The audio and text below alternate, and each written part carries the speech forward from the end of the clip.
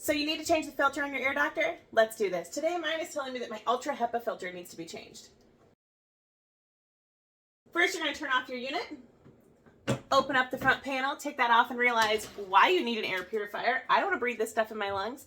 Take off the carbon filter, take it out of the way. Just for comparison, here's a look at the new filter versus the old filter. Take out the old filter, set that aside. Using the arrows here, follow which way it needs to go into the unit. Put the carbon filter back in. Put the cover back on. This would be a good time to vacuum this down, but I didn't bring the vacuum in here today. Also, I do like to take a rag and just kind of wipe out any of the dust that's in the bottom.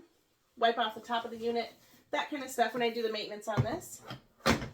Put your cover back on, turn your unit back on, and then you're going to take 2 fingers and hold it down on the auto and dim to reset your filter light.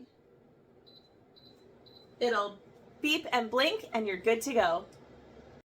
Running our air doctor 24/7, I replace that Ultra HEPA filter about once a year and the carbon filter every 6 months. That filter on the front that had all the dust, that one I just vacuum over and replace it when I replace the carbon filter.